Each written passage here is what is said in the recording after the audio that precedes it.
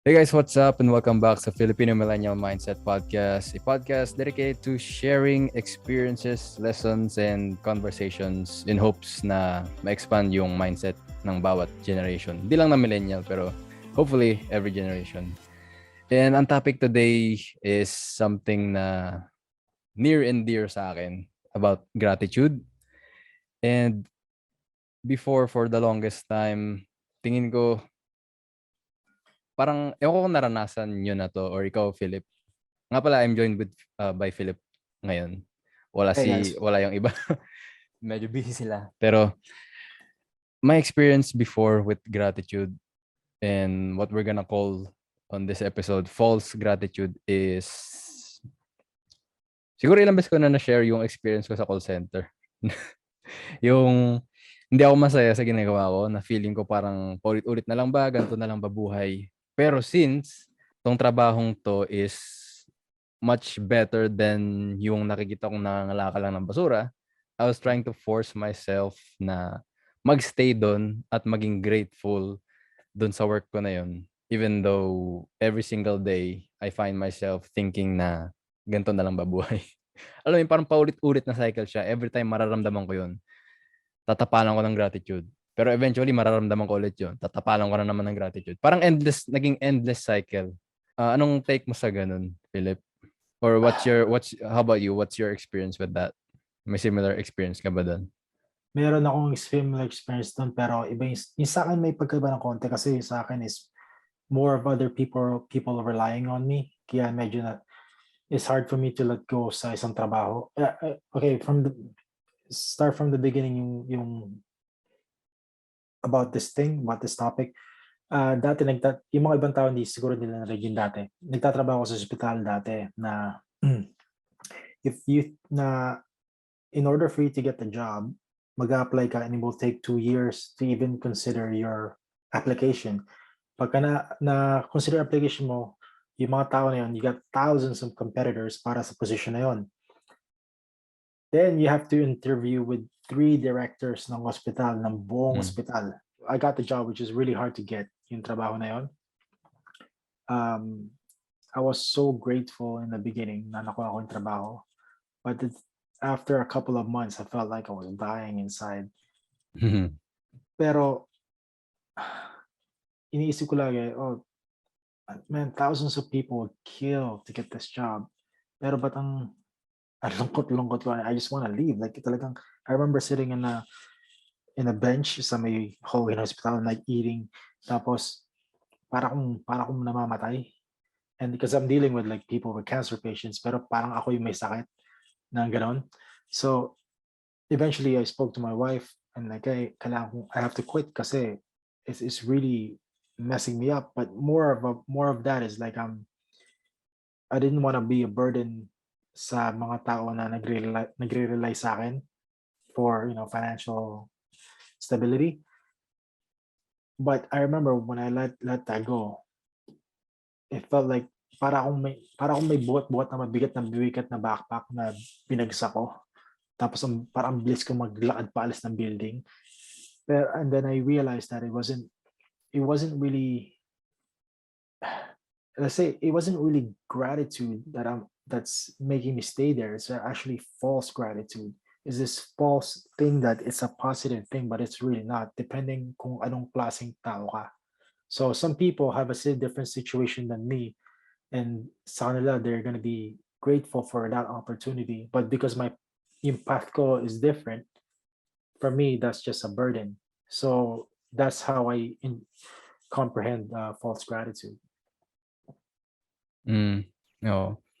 Ano kasi, nagiging comparing ng situation minsan. Kaya minsan may mga taong nakakategorize as ungrateful. So, people na, let's say, people na talagang sobrang gipit at nandun sila sa, alam mo yun, yung phase ng buhay nila na talagang ang priority nila is pera, makaahon. Hindi nila kayang makarelate dun sa nararamdaman mong yun, di ba? Oh, no. Imposible yun. Kasi sa tingin, actually, some people, sinabi sa akin gano'n, ba't mo binitawan yung ganda-ganda opportunity Diba? doon? Sabi sa akin, magtrabaho ka lang ng mga 20 years, Ang Damn, gandang-ganda na ang 20 gandang-ganda. years. Yeah, pero iniisip na kasi yung pension. When you Oo. retire, yung Mm. pension mo or something kasi sa hospital ka is gonna be great, 'di ba? But I'm just thinking, yeah, you're in my head is like you're getting rewarded at the very end. Now, pag-retire mo ng let's say 65, mabubuhay ka ng mga 10 more years maybe. Ang kasayahan mo lang is 10 years. Yeah. Papaano yung ngayon? Like, pero sa kanila, sa mga, hindi ko alam kung ilang tao nagsabi sa akin na, oh, sayang. You know, oh, why did you quit? It's like, you were so good. Yeah, I was good. Pero I've never made any mistakes. Pero I was dying inside. It was different. Like, kung iba yung sitwasyon ko, then great. Pero it's not my path. You have to Mm. follow your own path. Parang ano, alam mo yung ano, Maslow's hierarchy of, Mhm. nalimutan ko na yun. Pero 'di ba parang pyramid ba siya? Basta Pyramid, yeah. hierarchy. Yeah. Nasa pinakababa yung basic needs Human ng needs, yeah. tao, 'di ba? Para mabuhay, Mhm. pagkain, Mhm. shelter, food. So, lahat talaga ng tao na hindi na struggling sila ma-cover lang yung first part ng hierarchy na yun. Tingin ko talagang hindi sila makaka-relate doon sa taong, alam mo yun, medyo well off yung buhay. And Yeah. yung comparison ngayon tuloy ang nagiging parang nagko-cause ng conflict. When in reality, hindi naman talaga dapat magkumpara. Legal. If anything, tingin ko parang learn from one another na nasa iba't ibang parte ng hierarchy na yon ng Mhm. Maslow. Hindi hierarchy to na parang sa kumpanya na nasa ano, para lang maano ng listeners. So, kumbaga parang yung taong mahirap ngayon, kung willing siya makipag-usap sa akin, mag-share ako ng parang insights ko na what he can do better para makaahon doon. Alam mo yun, para Mhm. maka-move on na sa buhay na isang kahit santo ka. And for sure ako, may matututunan din ako sa kanya from his own experience. And from that, we can come up with, parang literal na tulungan sa isa't isa without comparing. Pero tingin ko dun ang gagaling yung ano ko dati, yung quote-unquote ungratefulness. Tingin ko kasi dati, napaka-negative kong tao na, oo nga no, may bahay naman ako. Makakakain ako ng 3 beses sa isang araw. Bakit di ko magawang maging grateful? Tapos, tingin ko ang pinaka-issue ko dati, meron akong parang itch or parang yung kate sa katawan na talagang there's more to life than this. Tapos binabaliwala ko lang. And then tinatapalan ko ng gratitude. Ginagawa ko yun nga, band-aid sa much severe na sugat siguro. Pero ano parang gratitude turned into the shackles of my happiness. Parang ganun. That's pretty deep. Yeah, pero tama. And then, yung the fact na fino-force ko yung gratitude, parang mas lalo akong nabubulag sa kung ano ba dapat yung maging grateful ako na sa kung ano meron ako. Parang naging blinders yung forced gratitude sa akin. Na, ano, kailangan ko maging grateful. Pero ano bang meron ako sa buhay ko? I mean, obvious naman kung ano meron ako. Pero since forced yung gratitude, hindi ko makita. I don't know if nagagets mo or if that makes sense. Pero ganun yung nararamdaman ko eh. Ever since na parang nag-take time ako maging aware sa bakit ba ako ungrateful. And a lot of this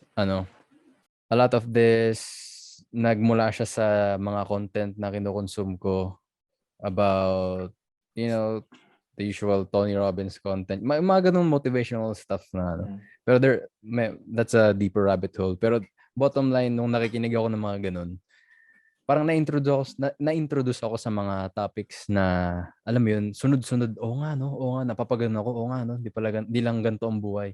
Na, oo nga, no, hindi porke hindi ka masaya sa buhay mo ngayon, parang wala ka ng karapatan mag-excel.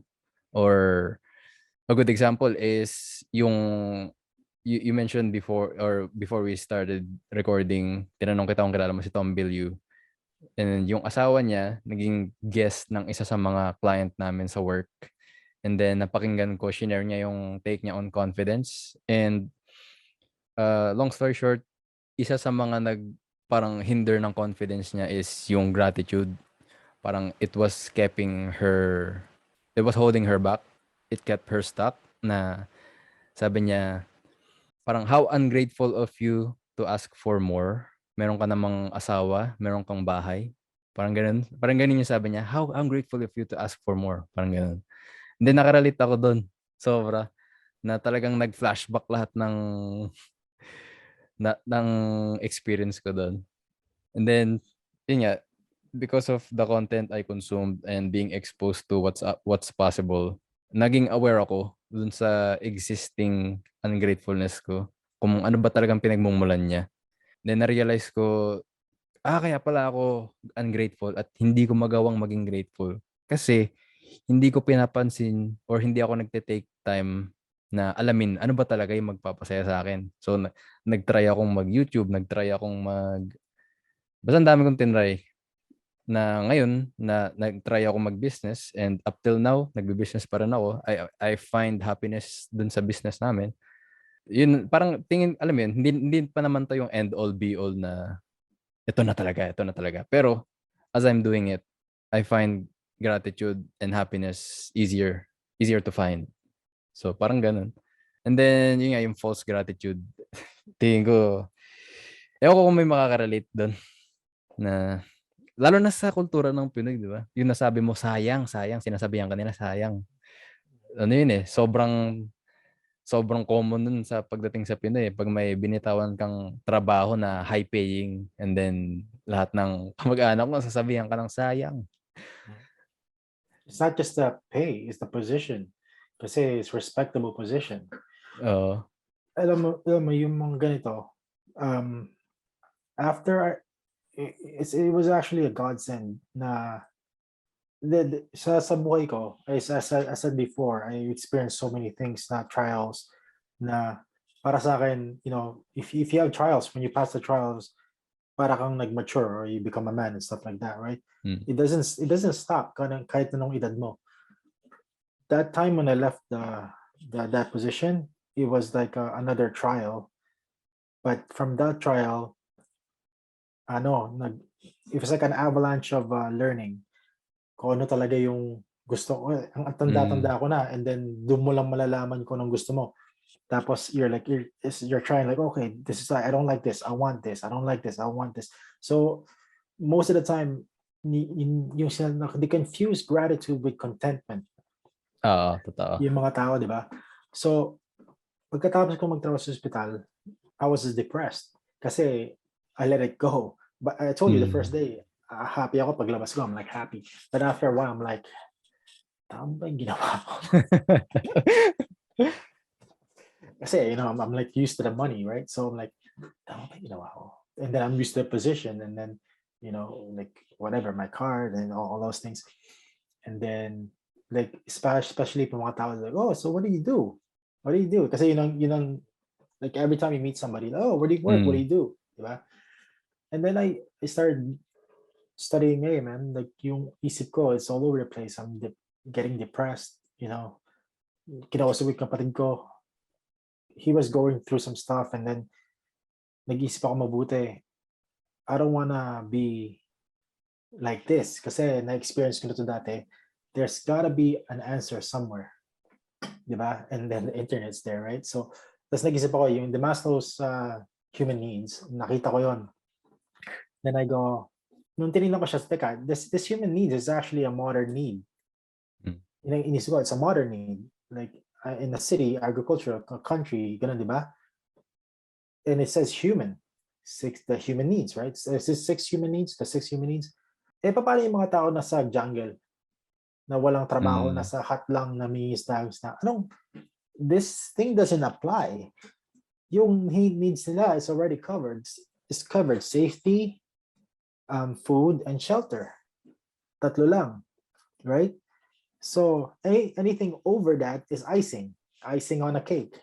Kasi if you got all 3 covered, buhay ka hanggang mamatay ka ng 80 or 90.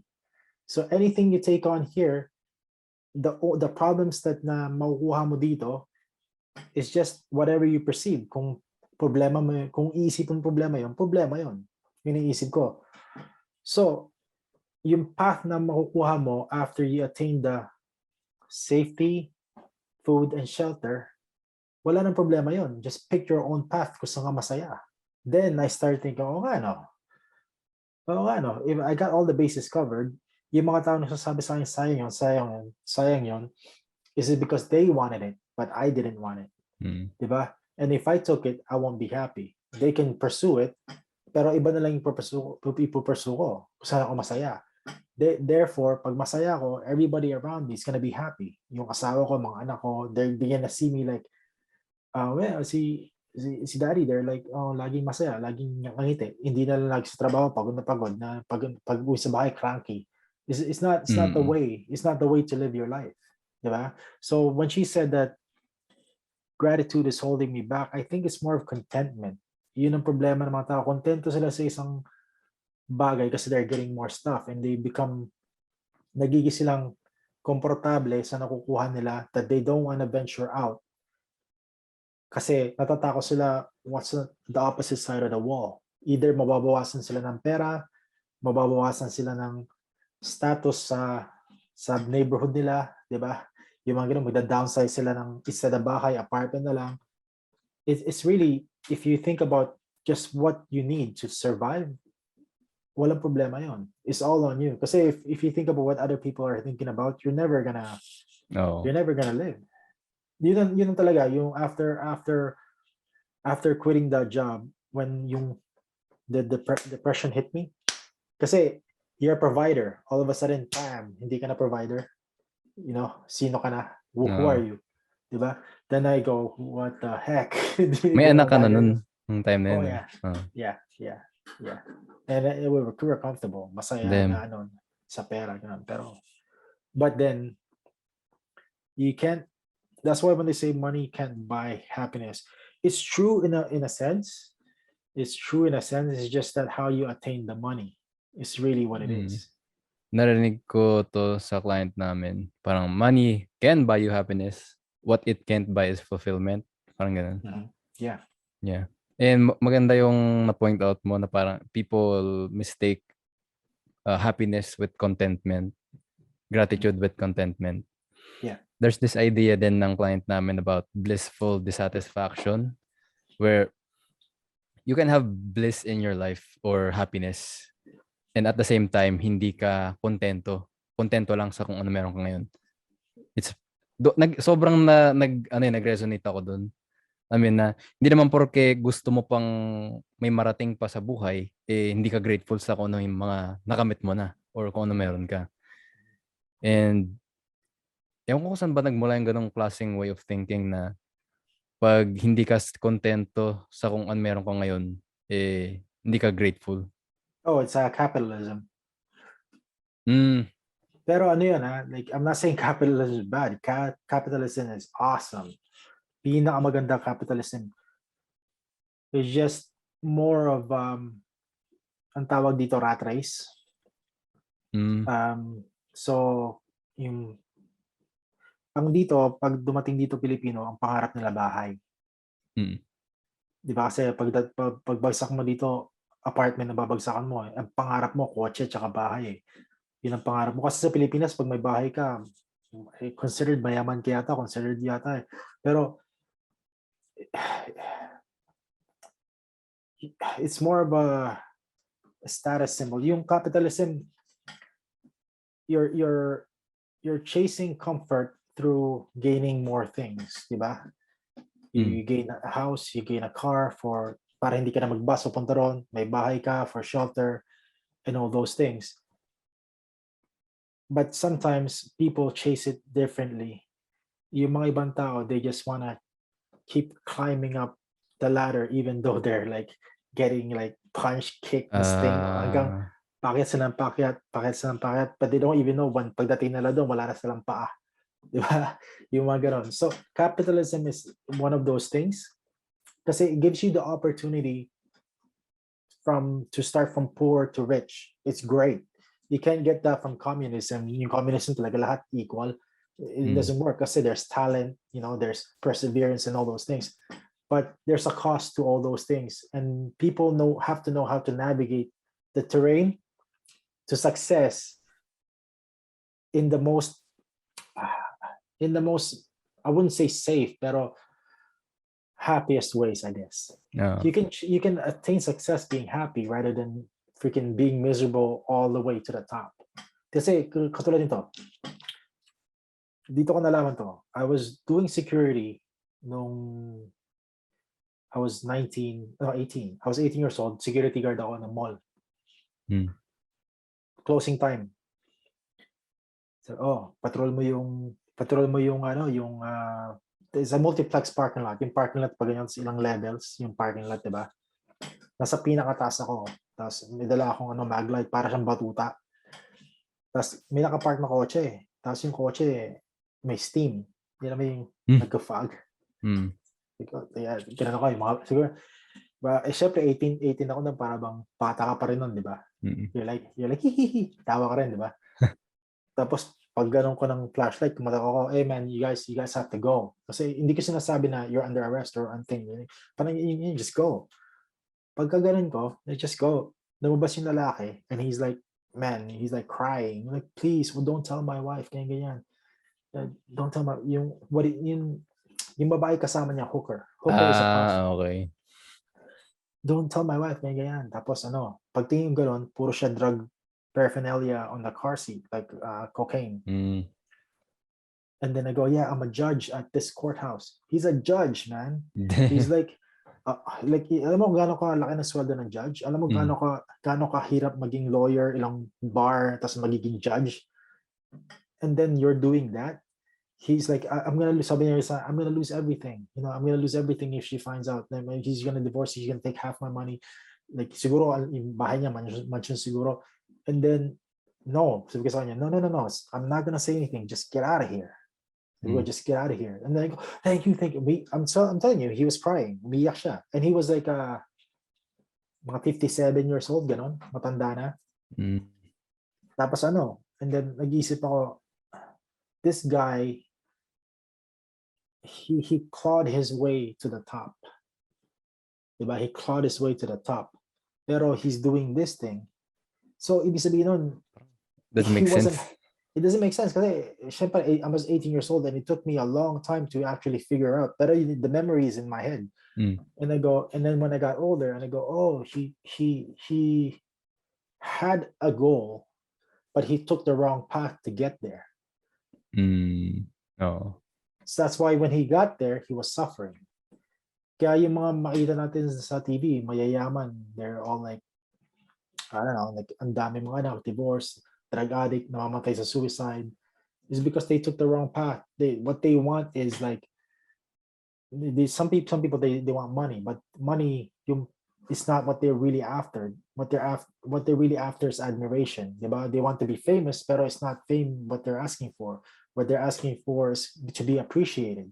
Diba? Yung mga ganun. So, nung nakita ko yung nangyari sa harapan ko na yun, I swear to God, it took me 20 years to figure it out. Pero nung na-figure out ko, I'm like, it made more sense. But of course, you figure it out pag matanda ka na. Pagkatapos na. Yeah. So, it is really false gratitude, like, that he did all the way to the top. Judge sa korte tapos ganun. No. I mean, it's easy to, no pun intended, to judge him. Pero yung ginawa niya yun, there's a whole lot more to it siguro, na for ilang years baka nagstay siya dun sa path na yun dahil baka yun lang yung gusto ng parents niya para sa kanya. Yep. Never niya kinonsider ano ba talaga nagpapasaya sa kanya. And then nung narating niya yun, parang it messed him up. Na parang talagang nakarating niya nga yung quote-unquote success niya na nandun na siya.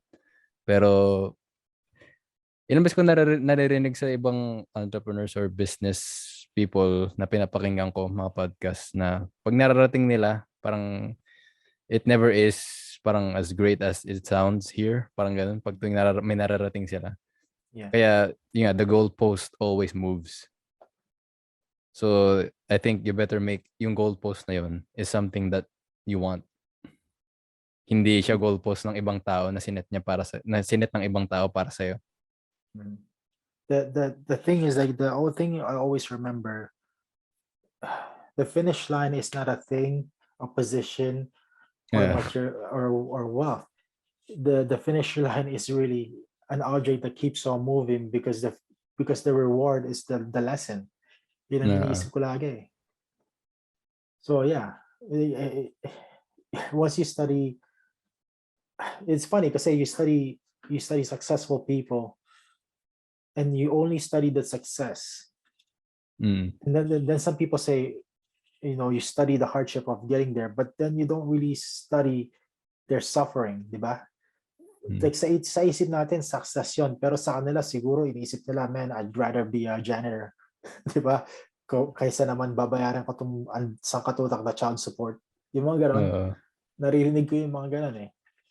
Kaya I'm like, so happiness is an individual thing, really. It's depende sa isang tao. It's not one thing that somebody can just set a goal there and then everybody could be happy if they get to that spot. It's a different type of happiness for each individual person. Mm. Sobrang totoo. Nakarelate ako in a way na ngayon sa shop namin, sa coffee shop namin, meron na kaming tao for the weekdays. Tuwing weekends, ako yung tumatao. So, rest day ko yung weekends, pero nag-work pa rin ako. Sa mata ng tropa ko, parang rest day mo na, nagtatrabaho ko pa rin. Pero para sa akin, I would rather do anything else. Kumbaga, tuwing rest day ko, wala naman akong gagawin. I would rather work sa So business. masaya ka habang ginagawa mo yun. Parang Oo. hindi ka nagtatrabaho. Oo. Pwede yun ang gagawin mo. Oo, I would rather do that than anything else sa weekend. Yeah. And well, ngayon with an exception of siguro pag may sinat kaming lakad ng girlfriend ko, magsasara kami ng Sunday. Pero I get to do that. I get to do that, not I have to do that. I know, it's great, right? Pag Oo. nabibigwas ka, di ba? Oo. I know. When you're your own boss, it's actually very, parang freeing. You're like, it's not, when you say you're your own boss, it's like, no, you're your own manager of time. Di ba? Yun ang mas maganda eh. And that's a whole nother topic. Pero gusto ko lang din, since nasa topic na rin tayo ng being your own boss. Kasi di ba, kung makikinig ka sa social media, parang masyado nilang gina-glorify the being your own boss. And depende yun sa'yo eh. Kasi there's a whole lot of things that come with being your own boss. Kung ikaw yung tipo ng tao na hindi ka accountable sa mga kahit something as simple as gawaing bahay, tingin ko you will not fit, the role. Kasi being your own boss means responsable ka sa empleyado mo sa mga bagay na hindi naman expected. Alam mo yun, lalo na kung ikaw yung tipo ng tao na hindi ko parang hindi ko siya pinuput in a negative light kasi dati ganun din ako eh. Naninisi lang ako.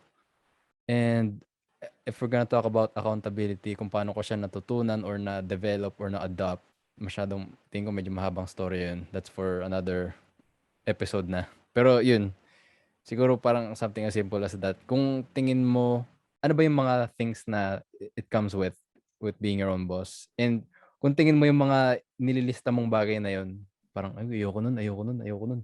Hindi siya yung path para sa'yo.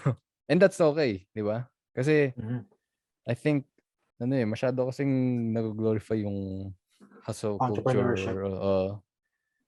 Meron akong, okay, so my wife, when my wife was getting ready for this interview para maging manager siya it's a big company that she's gonna be a manager for.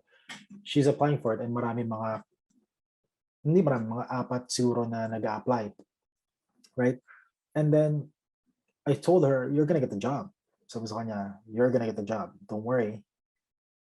Maganda ka na sa interview, you're gonna get the job. Sabi niya, bakit mo sinabi yun?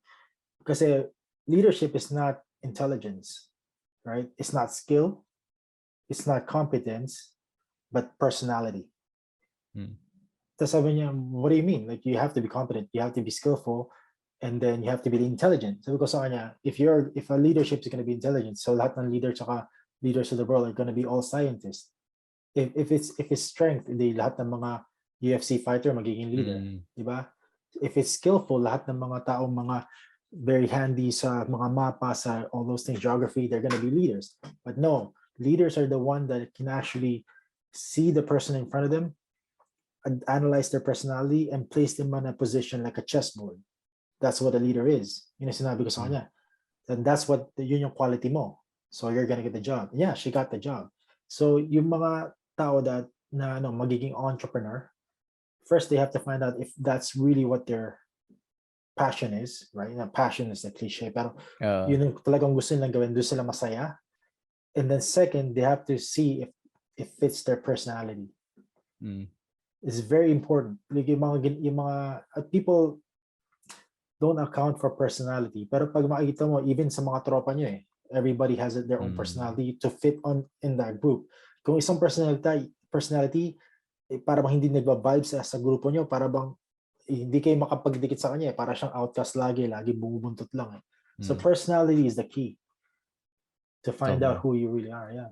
Entrepreneurship, being your own boss, is based on your personality. And your personality is based on what you're passionate in. And then that's it. And I think your gratitude is based on yung landas na tinatahak mo. Baka nasa maling landas ka pala, hindi doon align yung personality mo, pero pinipilit mo maging grateful sa landas na yun. Hindi naman pala yun yung para sa'yo. Para bang stop chasing statuses. Oo. Diba? Kaya never magigets, lalo na to, may mga meme akong nakikita about Bill Gates na yung mga taong na nagsasabi it's not about money, sila yung mayaman. May meme ako nakita na parang ganun. Na nakakatawa in some way, pero It's true though. it's true eh. Kasi Yeah. yung mga nakikita mong nandun sa meme na yun, sila yung mga taong hindi nag-chase ng status. Sila yung, alam mo yun, si Bill Gates, passionate talaga siyang about computers, di ba? Yeah.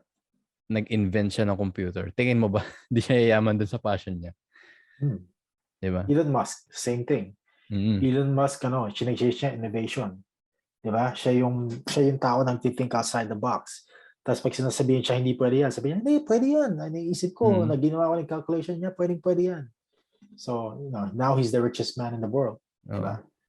Sobrang mahirap lang kasi talaga siya isipin or mag-empathize dun or, well, compare. Kung nandun ka sa level ng Maslow's of hierarchy na, alam mo yun, you're struggling na makamit yung basic needs. Pero sila, yung mga tao nasa bottom of that pole, I believe that sila since the opposite of gratefulness is suffering, because they experience suffering, whatever they get in the future through hard work, they're gonna be truly grateful for. Diba, ganon? Nakikita mo naman yung mga tao na may hirap, tas yung mga nakagraduate sila ng, sabihin natin, sa isang pamilya, na pag-graduate nila, anak nila sa isang university, siya yung pinakaunang-una nag-graduate sa university sa pamilya nila. Like, you can see the pride sa bata, yung status ng bata, yung gratefulness nila iba Para bang siya yung laging pinag-uusapan. Nakikita ko yun So, those people na nasa baba ng pool na yun, they know what true gratitude is.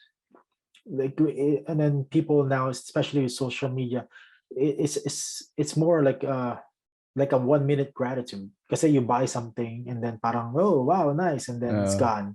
Sa kanila, they buy a shoe na puti, habang every week nilalaban nila yun Like, they're really treasuring that shoe. They're so grateful for that shoe. Yung mga taong laging nawalan tsinelas na naglalakad papunta school, tuwan-tuwa sila pag inabot na sila ng tsinelas, and they're really grateful for it. Gratitude lang. Like, iba yung experience nila ng gratitude, which is what I consider true gratitude. Naisip ko lang din kung sa mahirap na family. Kung mapansin mo, going back sa topic natin, na false gratitude. Yung mga nakita ko sa TV tungkol sa mga mahirap na nakakaahon. Yeah. Merong isa tao na parang nag-break, either, tama ba yung term? Nag-break ng chain or naghangad ng mas kaya tuloy sila nakaahon.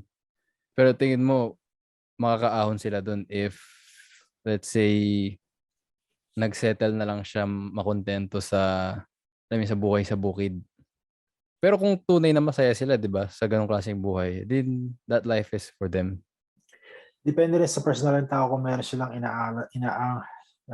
if they're wishing for something more. Ngayon, yung mga ibang tao, they have to break, it's not really a chain, they have to break that mental block. Tapos pag na-break na nila, naisip nila, kaya na nila, And then again, they have to break another block and then susubukan nila, nakakain na naman nila until they get somewhere. Yung mga tao na ano, nakikita ko sa YouTube, yung may hirap magsa-start na lang bigla ng, oh, may nakita ako ng they saw nakita sila ng tao nag-start ng business doing ukay-ukay, yung second-hand thrift store. Tapos ano, ang ginawa nila, oh, subukan ko kaya yan. Para hindi natin kaya. Sige, subukan lang natin. Tapos nakabenta sila, oh, that one sell broke that mindset. Pwede pala tayo magbenta even though it's just one t-shirt, and they just keep going. And somebody has to break through. Hindi mo alam kung nanay, tatay, pero sometimes mga anak, pero minsan nanay, tatay din ang gumagawa. It's really a mental block that they have to destroy. Iba talaga pag napakita sa'yo kung ano yung posible, no? Yeah. Ibang-iba. Pero yun, to sum it all up, yung experience ko with gratitude, parang ano lang, I always wanted to do more pero never bothered finding out due to forced gratitude. And then yung problema ko is gratitude held me back. Yung desire ko to find out what really makes me happy. And then yung forced gratitude, isa yun sa dahilan na kung bakit hindi ko makita ano ba yung mga meron ako to be even grateful for in the first place. Kasi nga, pinipuwersa ko lang. I think anything forced is not good. Whether it's a relationship, a friendship, or anything. And that's derived from comparison from other people. Then ultimately, ang pinaka parang nag-break free sa akin is yung awareness. Awareness na ba't nga ba ako ungrateful? Ayun. Finally taking the time to be aware of the cause of my ungratefulness, allowed me to take risks and find out what I really want to do in life. And yun yung happiness, yung magre-risk ka, magfe-fail ka, matututo ka ng masaya ka pa rin. And then, okay, hindi yun yung para sa akin. Move on, try more things. So yun. Para sa akin yun na yung happiness. And then kung marating ko man kung anong yung talagang para sa akin, that's a bonus. It's always a bonus because yun ang buhay. If you don't keep trying, you're really just an animal. Diba yung mga hayop, ang ginagawa nila, kain, tulog, tae, yun lang ginagawa nila. Human beings, they can actually perceive the past, the future, di ba? So, tayo mga tao, we can think about the future, therefore, we can carve our own future. Hindi tayo katulad ng mga ibang hayop na walang naiisip na pupuntahan. Ang gusto ko lang din sana, kasi, di ba, going back sa hindi makarelate kung comparison is an issue, hindi makaka-relate yung naghihirap na tunay. Nisip ko paano ba mapabreak yung block na yun na yung naghihirap matuto sa, alam mo yun, mas siguro maalam or nasa top of the Maslow's hierarchy. And then yung nasa top naman matutong mag-empathize sa mga nasa naghihirap, lalo na kung hindi mo naman na-experience maghihirap. Wow. Sobrang hirap yun, man. Diba? Kasi human beings, tayo mga tao, we're naturally selfish.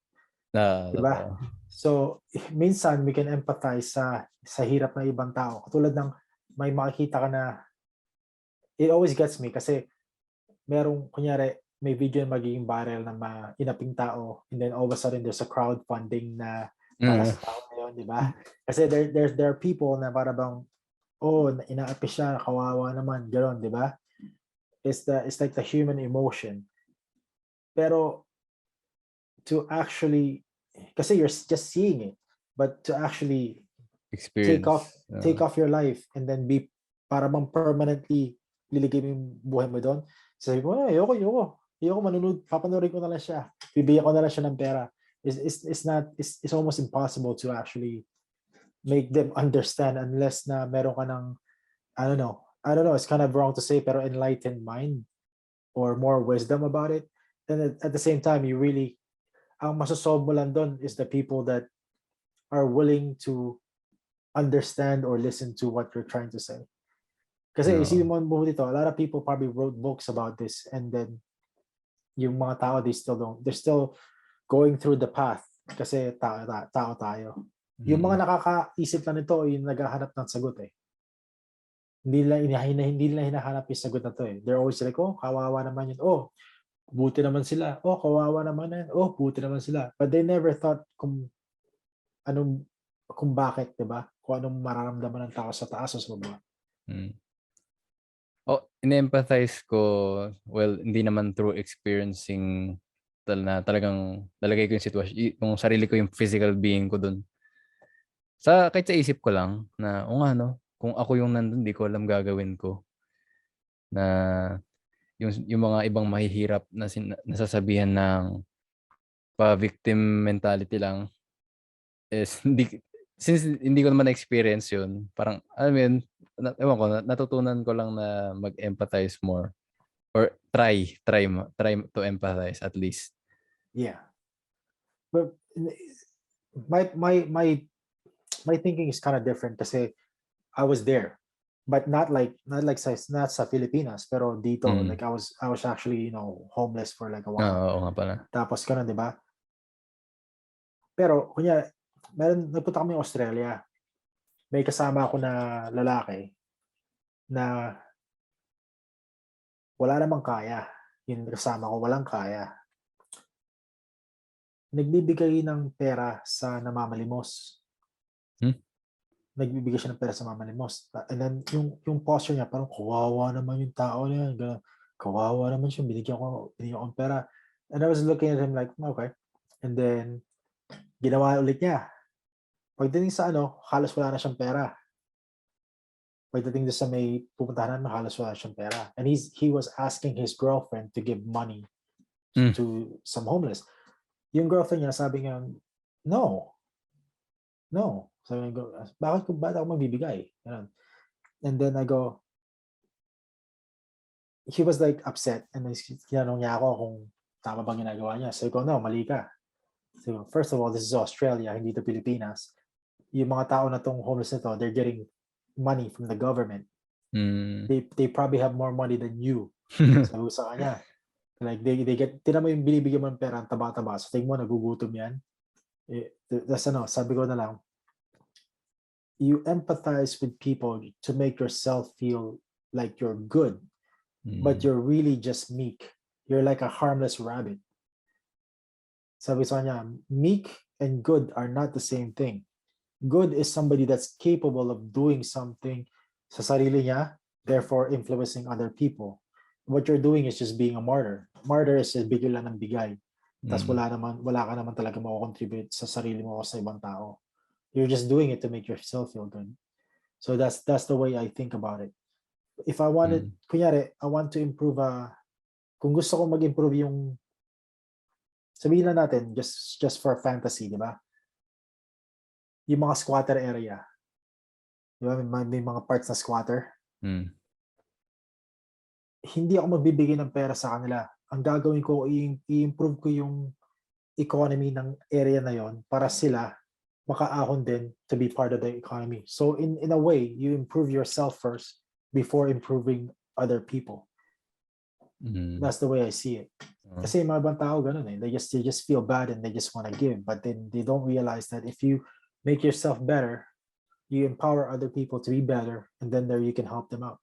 Because some people deserve your help, and I know it's hard to say this, but a lot of people don't deserve your help at all. Diba? So, like, take humanity aside, some people don't deserve help kasi they're just gonna put it on drugs. Diba? Meron dito yung mga, I was like I was listening to a psychologist. Sabi niya, yung patient daw niya, drug addict.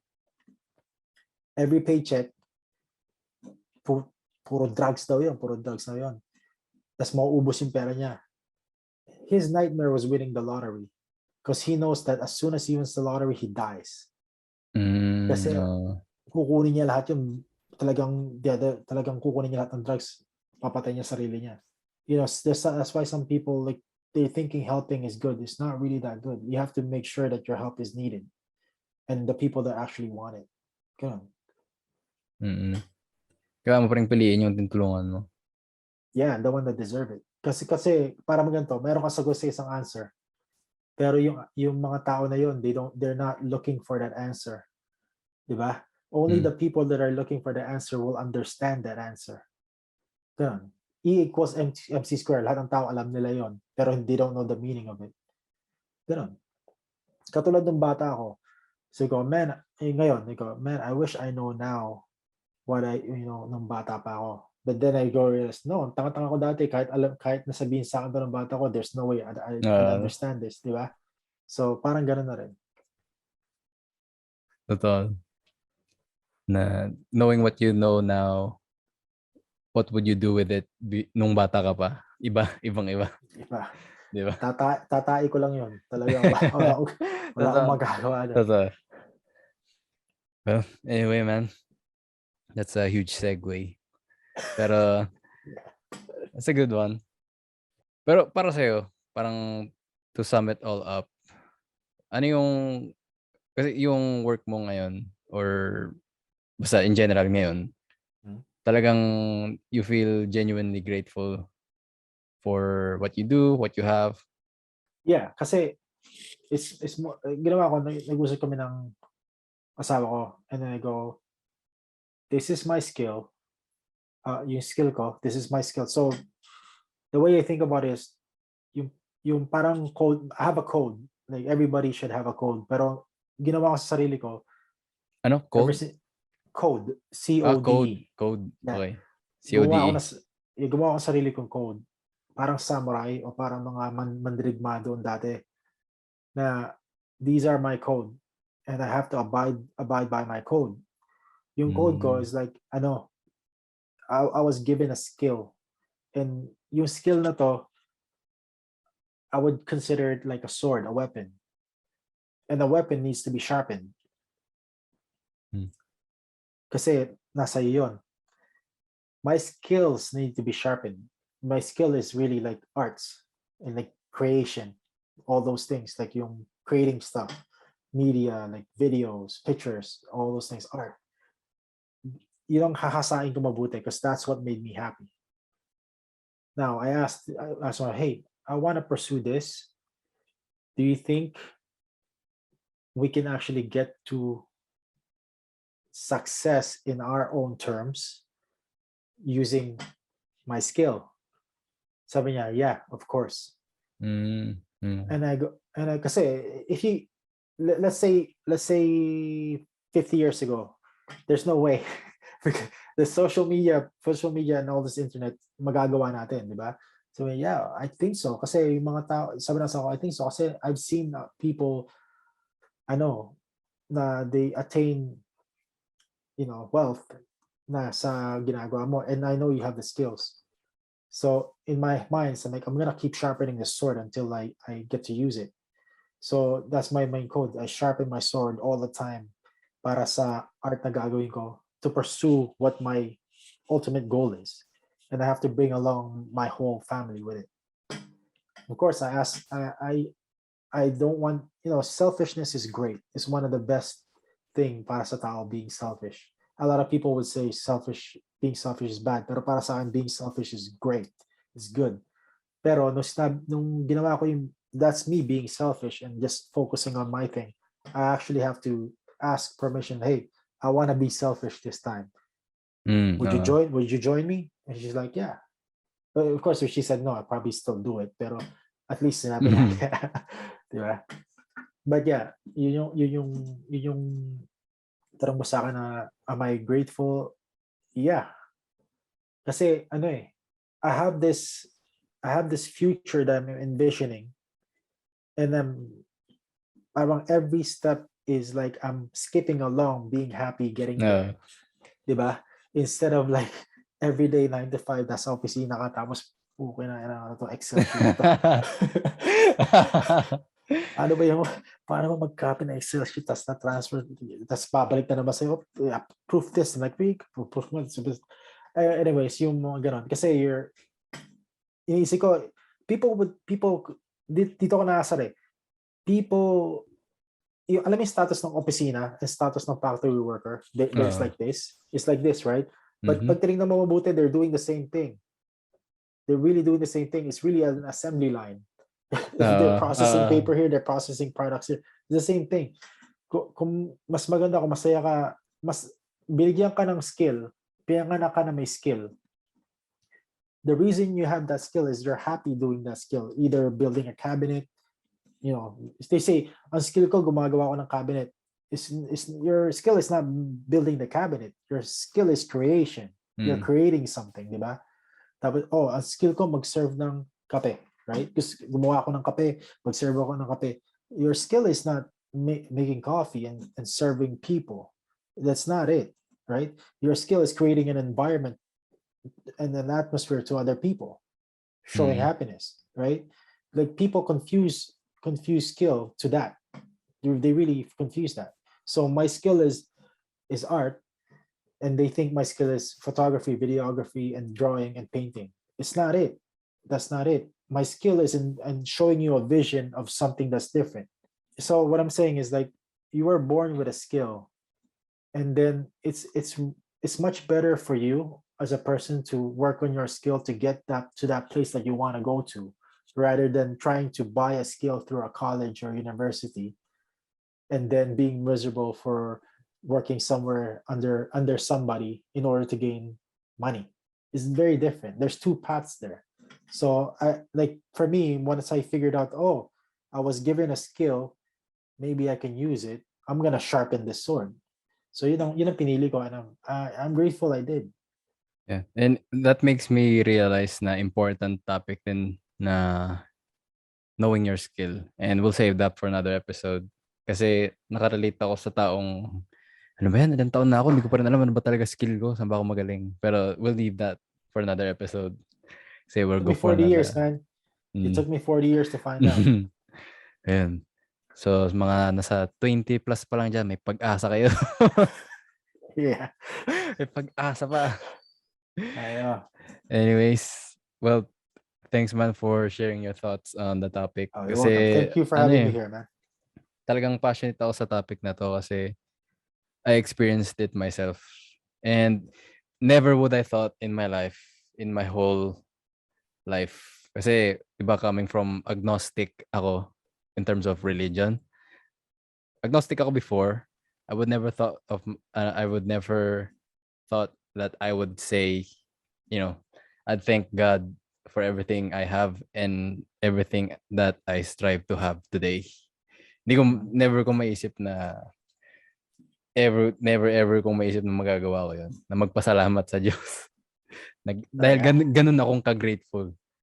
Oh, wow. It's great, man. And that came from being aware of why I was ungrateful in the first place. So gusto ko lang matulungan ng ibang tao na coming from the same experience. Lalo na yung younger self ko. Pag naalala ko yung younger self ko, parang awang-awa ako sa kanya eh. Napaka Talaga? Ako natatawa ako sa sarili ko pag naisip ko yung dati eh. Kasi kung tanga-tanga ko naman talaga. Ang bobo ng tao na yun. Like, iisip ko talaga kasi, nung bata ka, parang kung iisip mo sa sarili mo, cool ka. Parang napaka-cool mo. Tapos nag-iisip ko like, tanga ko naman talaga. Para iisip ko, kung nakilala ko sa sarili ko dati, sinapak ko yung tao na yun. Ako kasi I try to be more gentle with yun. Alam mo yun, di ba, ginagamit ko ngayon yung sinasabi mo about sa fitness, yung gamitin mo yung picture mo ng mataba ka pa. Yeah. Ginagawa ko, meron akong picture ng mataba pa ako dito, pero ang motivation ko, ayoko masayang yung effort niya. Kaya tuloy-tuloy ako sa pag-workout. Kumbaga, after we record, I'll tell you the next step for that. Kasi hindi ko sinabi na the next step eh. Pero after we record, I'll tell you the next step. Okay. Record natin dun sa mga gustong malaman, mapakinggan. Next time or now? Meron tayong paid group. Hindi, joke lang. Joke lang. Next time yun. Okay. Pero yun, gusto ko lang matulungan yung mga tao na coming from the same experience, struggling with forced gratitude or false gratitude. So anyway, man, thanks again for your time. And sa mga nakinig up to this point, thank you din sa inyo. Thank you sa lahat ng sumusupport sa podcast kasi To today, June 6, nasa 5,500 plays na yung podcast according sa statistics. So thank you sa lahat na nakikinig, and aware ako na hindi ako masyado nag-upload recently. Medyo busy, and ayoko mag-upload just for the sake of uploading. Ito topic to na passionate ako. So Quality versus quantity. yeah, I can put my real self out here kasi passionate talaga ako sa topic na to. Yeah. Anyways, sa mga gustong magpatuloy mag-support, feel free to follow on IG, Facebook, YouTube. And once again, this is Filipino Millennial Mindset Podcast. Thank you sa lahat, and see you next episode.